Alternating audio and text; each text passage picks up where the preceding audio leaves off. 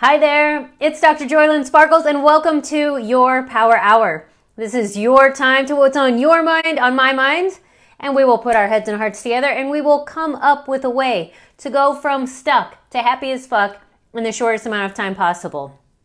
Why? Because time is precious. Now with that, I'm going to say, I have it in the outline to say at the end, but I'm going to say it at the beginning. You have all the time you need. For whatever process, whatever skill you are learning, you have all the time you need, but don't waste it. It is valuable. And also remember that time you enjoyed wasting was not time wasted. Okay, John Lennon said that.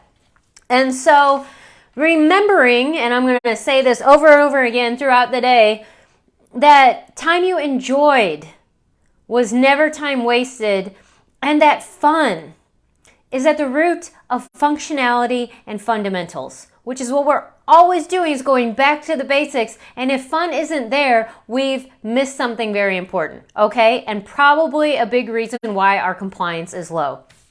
But let us jump in because it is coming from all angles. This thing about happiness and get happy, because it's supposed to be the season of good tidings, cheer, merry and bright. And some of us are not feeling merry or bright. So we've got a couple of things going on just to keep in mind, because sometimes it helps to know and to put into context that it's not all up to you. It's not all about you. You are part of the collective and will be experiencing and part of creating the collective experience, okay? And that is, we've entered the portal. 12/12, Monday, was a portal opening, which just means it's a doorway. There's an opening, kind of accelerated healing. With that, some old stuff can come up, depending on where you are in your change process. Then we also have one of my favorite days of the entire year is winter solstice coming up on the 21st. So that's what, week and a half, something like that. And that, oh my goodness, it's next week. We're totally having a party for Power Hour. I love winter solstice, but that is a call to go in. And sometimes that is the place where we don't want to go because we think that is dark, but we're being called to go in.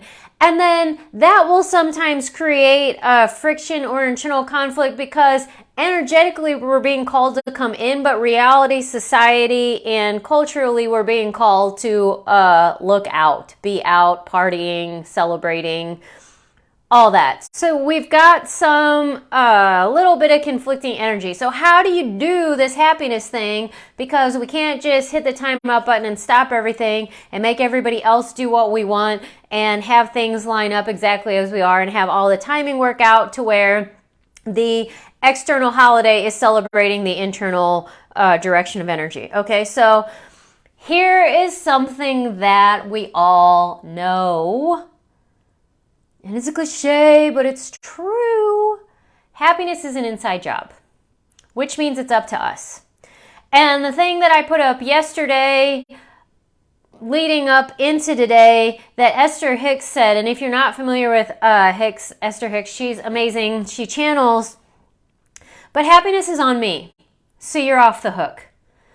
So that doesn't mean that everybody can do whatever they want no matter what. For one, that's actually already going to happen. It's already happening, okay? And then it's just to say that she said it that way, and it sounds really good and it's awesome and I love it. I have said in my tenets of coaching that no one else needs to change in order for you to be happy. That creates an external locus of control, meaning that someone or something outside of yourself is responsible for your happiness and makes it available or unavailable. That is a victim position, and it's not true. Because we're not victims. We aren't.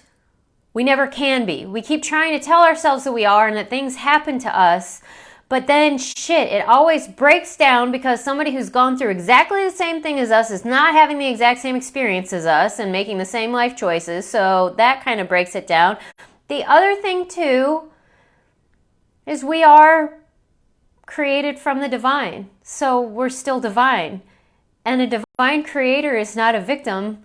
They create shit for fun. And so if we retain any essence of that creator, which we do, we can't be a victim.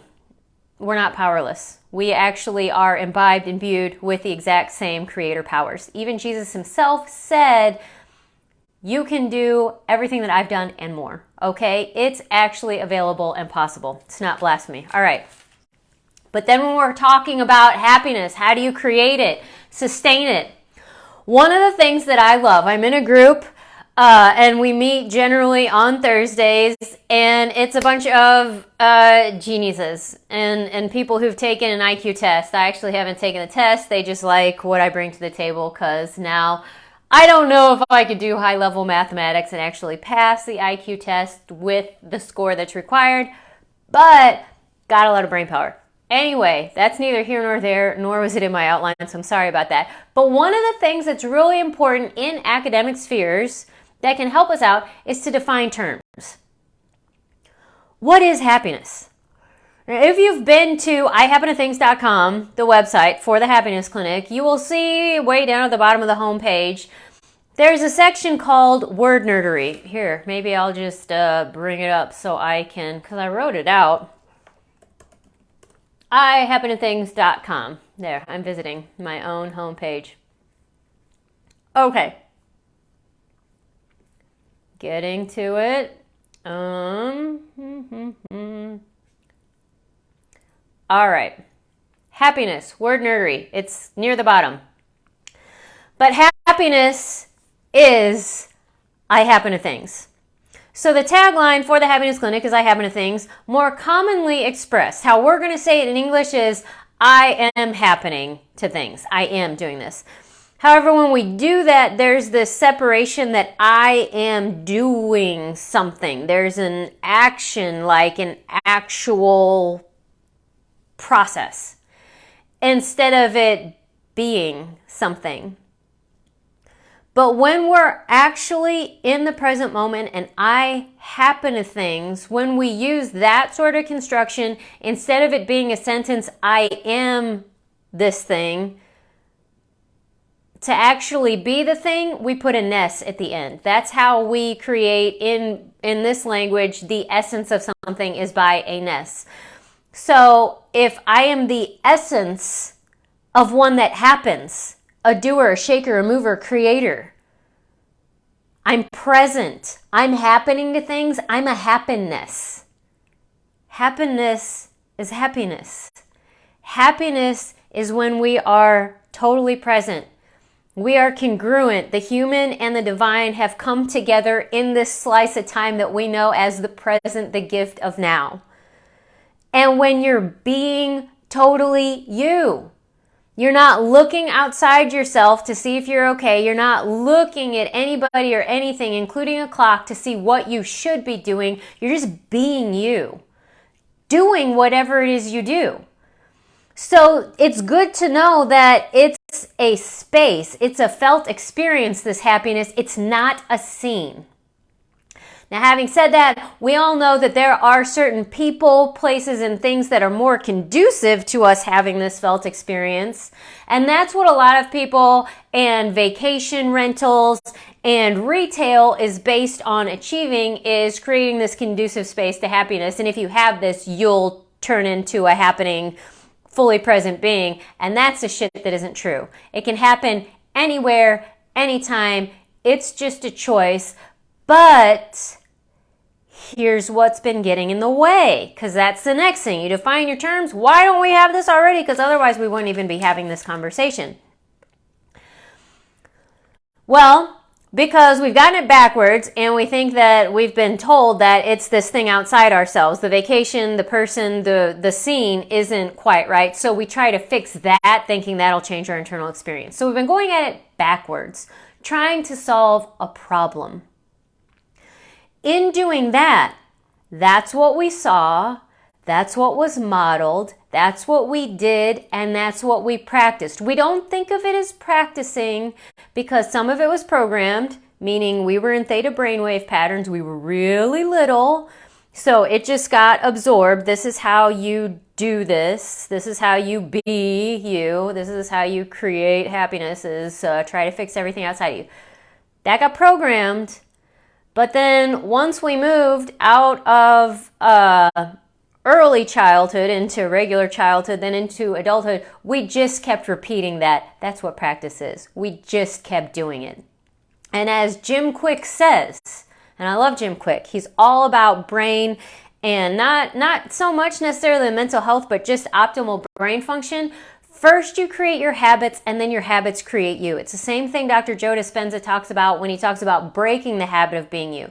We start to just know ourselves as this collection of traits and habits and patterns and preferences. We just think that we equate this list of things.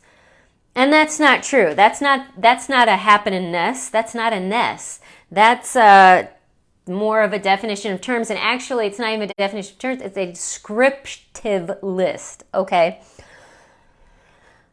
So, perhaps you, like I, had a very well ingrained habit of being unhappy, of having a problem, something to work on and something to fix. Now here's what's funny.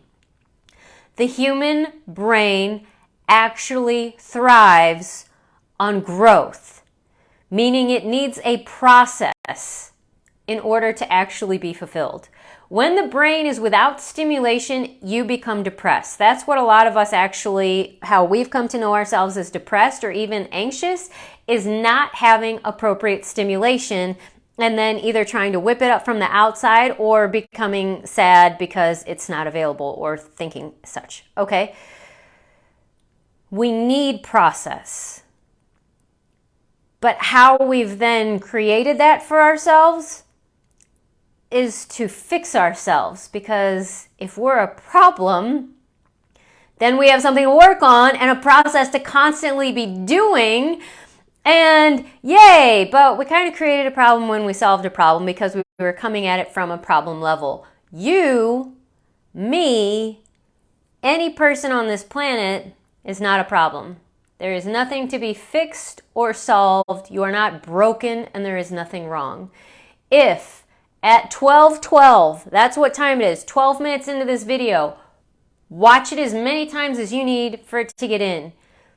There is nothing wrong with you. You are not broken. You don't need to be fixed, and you were never wrong. There's no problem here. People aren't problems, okay? They can be puzzles, and we can love processes, but we do not need a problem to create a process. We can stop that shit right now, okay? So, recognizing that what we've been doing so far is just a habit because it's what we were taught. It's maybe what got trauma imprinted on us, programmed in early childhood, but regardless, we've repeated it up till now. Now it becomes an inside job. It's time for us to grow the fuck up.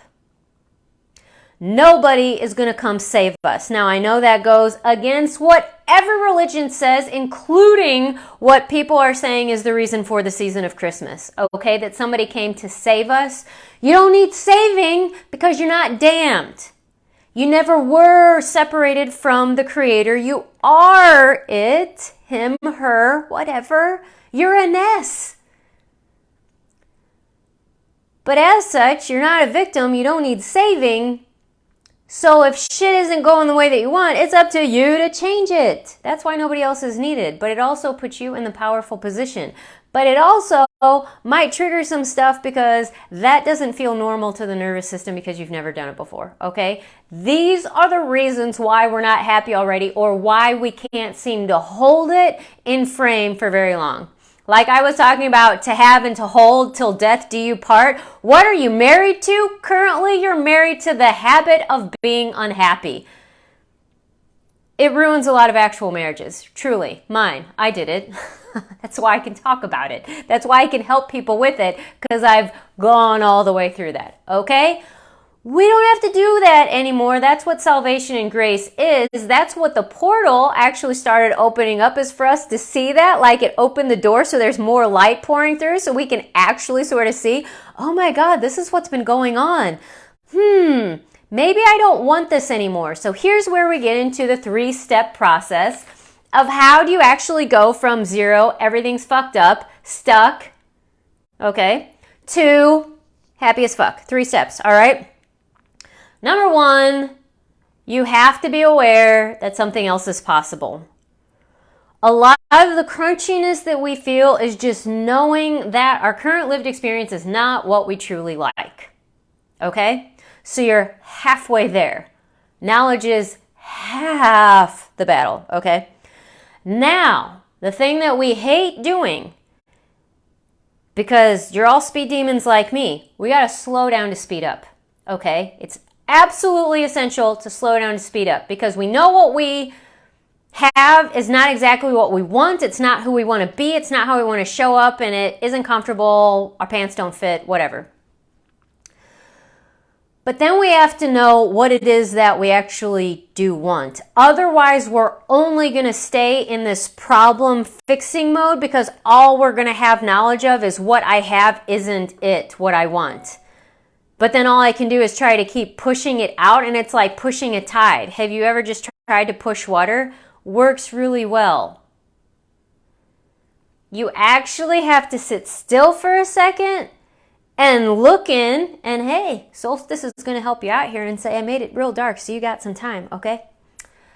And the portal's open, so there's a crack of light, so you're not totally in the dark, okay? See, look at universe is supporting you right this very second. What is it that I do want? What do I want? Here's where, again, that habit of unhappiness is going to come up strong. You don't go into, oh, it's not here yet. Oh, I'm broken. Otherwise, it would already be here. No, that's what created your current experience, okay? Because on this side of heaven, there's a little bit of lag time. The good news is you've got creative powers. Everything's changeable, okay? Everything's energy, so it's all transformable, okay?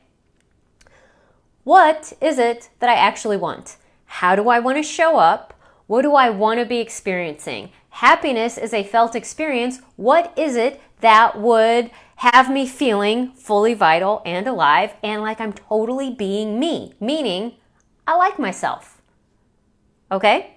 Some of it will be physical, not all of it, because it's a felt experience. And if you're looking at yourself from the outside and evaluating yourself, you're maintaining that separation, okay? I'm just going to also throw in a little asterisk mark here. This is a lot of high-level information, so don't be surprised if you don't get it. Feel free to rewatch this, and also this might take a couple of days to unfold, okay? Fire hose or off are my settings. I can't help it, but I just want to let you know if some of this is a little bit confusing or staticky, or I sound like wah, wah, wah, wah, wah, it's because you're actually getting really high level information. Okay, back to regular scheduled programming. Slow down and speed up. What is it you really want? What does it feel like to have it? Instead of you know what it feels like to not have it. That's where you're living right now. Okay, you don't have to explore that too much more. What does it feel like to actually have it? What's it actually going to feel like in your cells? This is how we start retraining the brain and getting our nervous system to become familiar with those feelings, so that when it shows up, it's not so foreign that we say, whoa, scary, stranger danger, I hate you, get away. Okay? We can do that with happiness too. That's part of why we don't have it full time. Is because it's still a little bit like hot potato in our lap. Ooh, that's a neat sensation, but whoa, I can't handle it very much. We will do that with happiness too, okay? So getting it in our bodies and giving us a little safe space to play and practice and dip our toes in the water, that's going to go a long way, slowing down to speeding up, all right?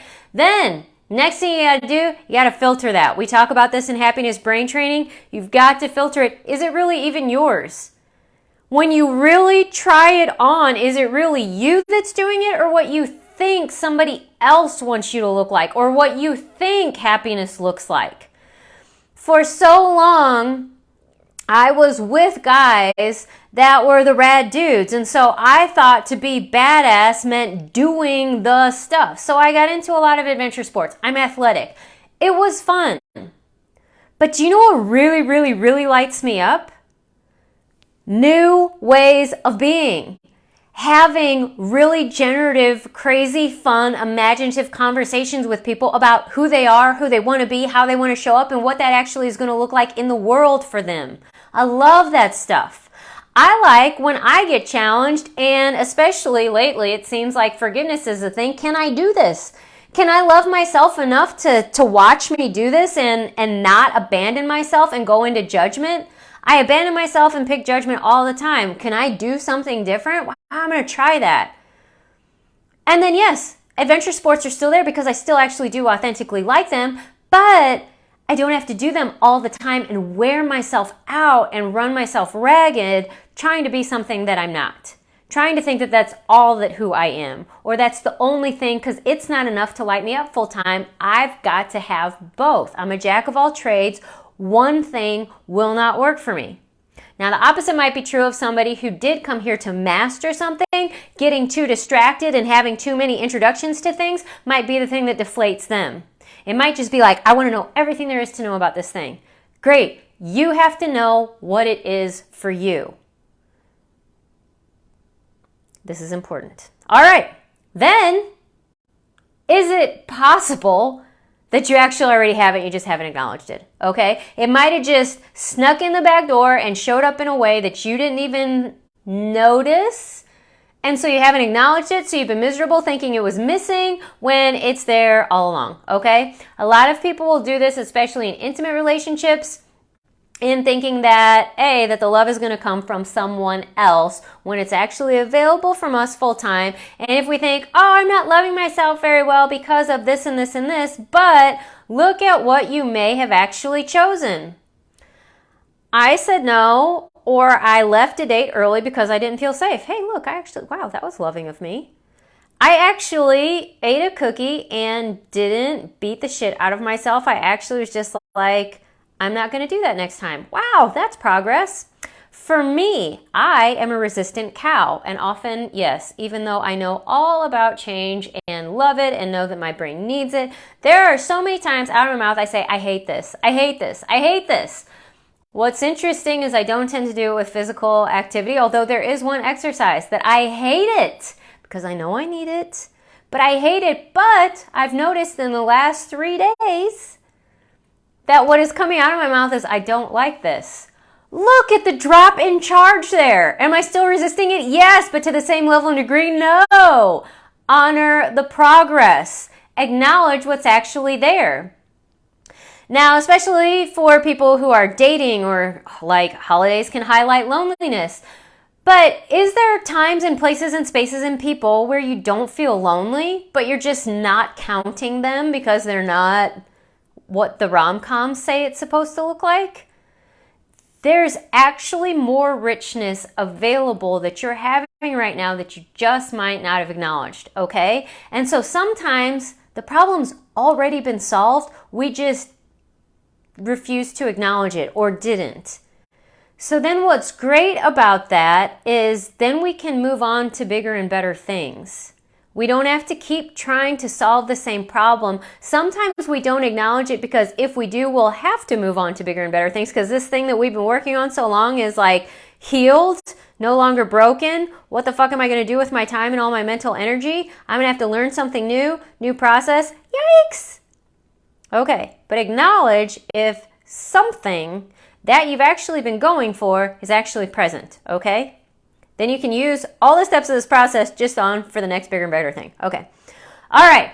Then know what's having this thing that you want so bad. What's it going to change? What's actually going to be different?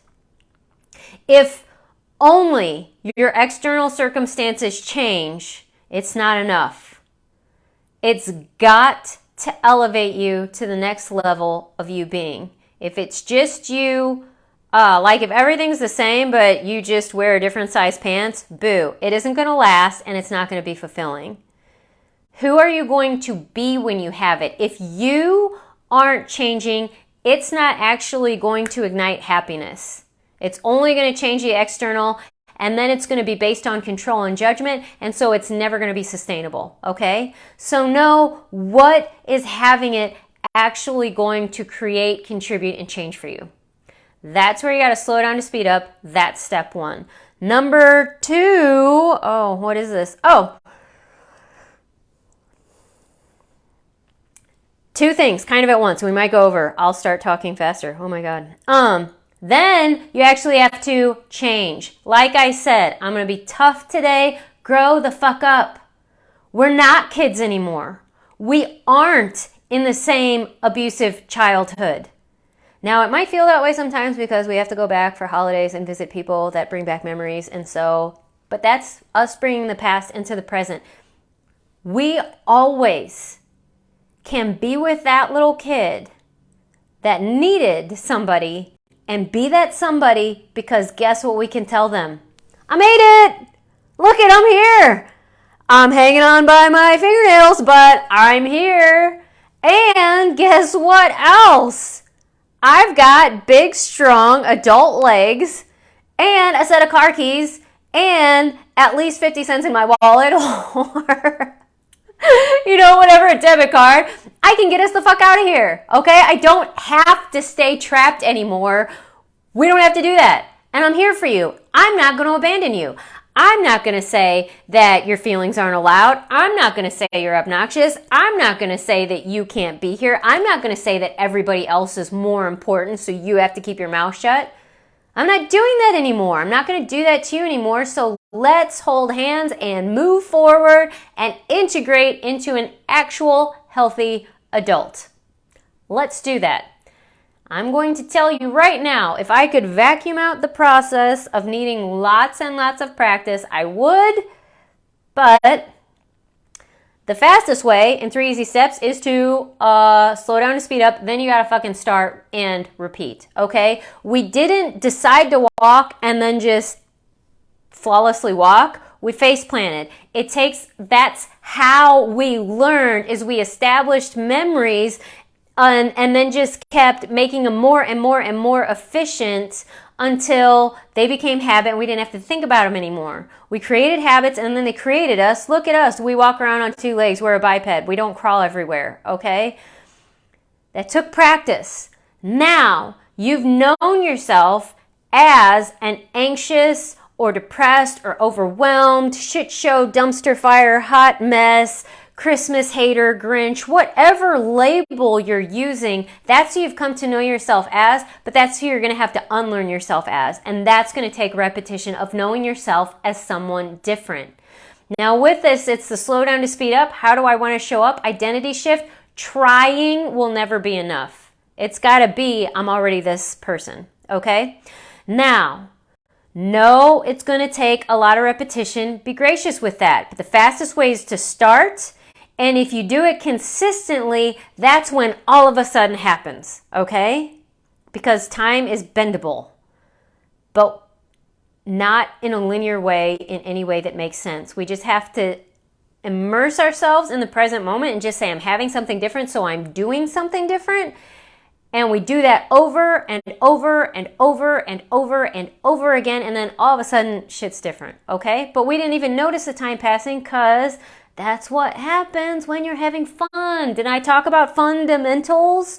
It was functional. So here's a big key to step number 2. You've got to link the practice with fun. If it's all about fixing you and what's wrong with you and not being broken and just getting through it and managing it, it's not fun. You're not going to keep going. You're going to be fighting yourself the whole time. Find a way to make it fun. I've got ideas. I'll never leave you without an idea. But then number 2 with this, because a lot of what we're going for and what we want to change is because it's something we think that we lack, that the way to change this is to give what we want to have or receive. Because if you have it to give. If you give it, that means you've got it. What you didn't get as a child, the love, they didn't have it to give. Okay, so we can just get out of the blame game. But here's the other thing. We're tapped into source. So it actually is available. They just didn't have this information. You didn't until now, perhaps. Now you do. Now you can do something different. Okay, so give the thing the love, the affection, the attention, the respect, the honor, the caring, the gratitude. If you want something in your life, put it there. Give it away because it's abundant. Here is where I'm going to give you some real clear, if you have any trauma, which you do, if you have any boundary issues, which you do, because how do I know you're here? So, get it. Don't start with people. Don't start giving it away to anyone else, especially not to the person that you think you should. Okay? Start giving it to someone or something that is positive or neutral.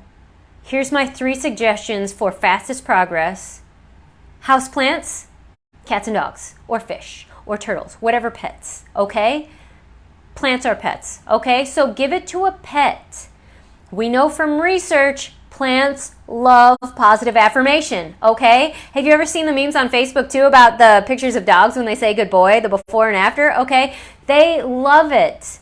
You'll notice it. And you're going to feel the warm and fuzzy from giving it. That's where you start. Then you progress to you, and you start giving it to you, and that's how you fill up, and that's when you'll overflow, and that's when it's just going to be easy to give it away to other people, regardless of if and how they hurt you in the past, and it won't be because you should. It'll just be because you've got it to give. It's nothing on you. That might be a lifetime to do. It doesn't matter. Because when you're in process, linked up with the now, and having fun in the learning, your brain is happy. And that's what we're talking about. How do I be happy? Step 2 is it, okay? But third step is trust. If you make this choice, you do something different is going to show up. Trust it. You don't have to micromanage it, okay? You throw grass seed in dirt, you give it some water and a little bit of straw, the grass is going to pop up. You don't have to stand there and stare at it. That's a waste of your time, and it doesn't actually change the rate of growth for the grass, okay?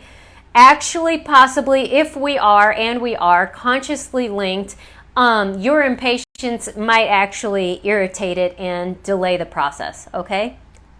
I actually think that's true. We're going to go with that, okay? So know these things about the universe. Ask and you shall receive. The ask comes first, so you have to make the first move. Nobody is coming to save you because you never needed to be saved because you're not a victim. You're a creator with power. You're co-creating with the greater whole of you, like drop in the ocean. If you say, I want to experience sunlight, the whole ocean's going to lift up you so that you, the drop, gets to experience sunshine, okay? That's how it actually works. You've got the whole weight of the universe behind you, but you have to link up with that desire that's truly yours and ask for it.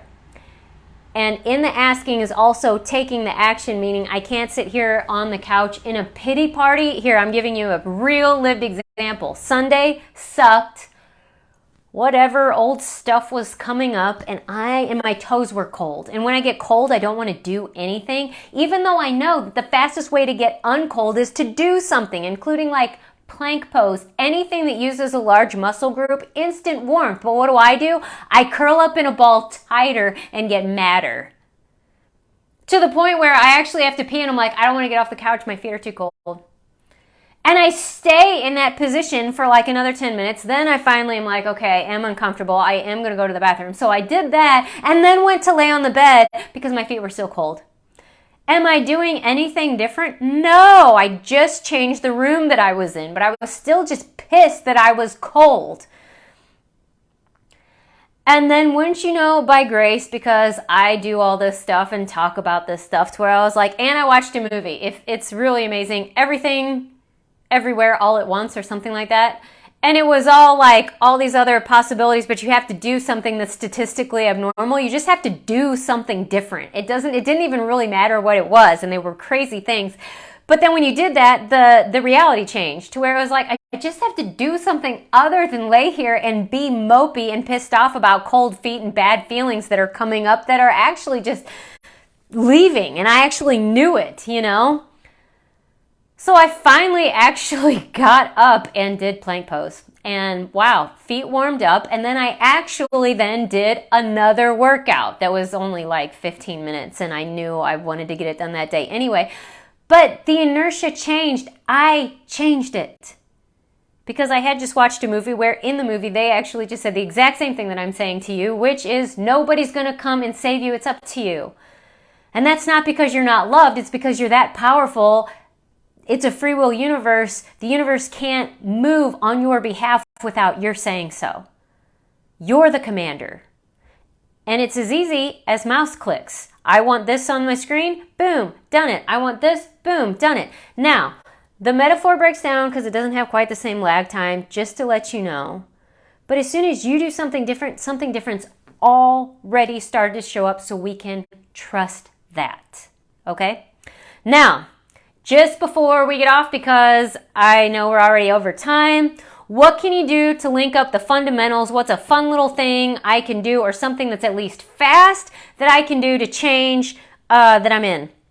One of them is, again, if we're in trauma programming or something, our hemispheres aren't communicating. So something that you can do that's just out of normal is make the infinity sign with your eyes and have them look as far in the direction as they can without moving your head. Getting the eyes to cross the plane this way will start to synchronize the hemispheres of your brain. Another similar, and that one's nice to do because that can be done at your desk, okay? Also good if you deep breathe with that. Another one you can do is just, I do that a lot, you know? Give it a voice. Make it a caricature. Express it and let it go, okay? Other thing you can do is you hold opposite earlobes and you inhale as you squat down, exhale as you come up. Do that about 300 to 800 times. That also helps synchronize the hemispheres of your brain and will get you out of your current mind shift. Okay, how easy is that? All right. Put your shoes on different feet, take 4 steps, okay? Why? I don't know. You'll just actually notice your freaking feet and maybe get out of your head for a second. Write your name with your opposite hand. Again, it doesn't even matter. All you have to do is something not what you're doing. But the brain can't just stop. It needs something else to do, and you need something else to do that's actually powerful enough to get it off the previous thing. So doing something that's really out of practice might help. Also, always a very powerful shifter is music and dancing. Now know that any and all of these, especially singing and dancing, you might not feel like doing it because being on the couch in my little pity party cove is just so fabulous. And it doesn't feel congruent. It doesn't resonate with me to dance right now. Sometimes you gotta freaking do it anyway because you already know that you actually aren't happy in your pity party, okay? And if it really isn't the choice that's gonna get you out of it, you will know after you do it. You cannot complete this in your head. You actually have to get up and do stuff. That is part of living in physical reality, okay? That's why including your body in these things is the fastest way to get out of the funk, all right?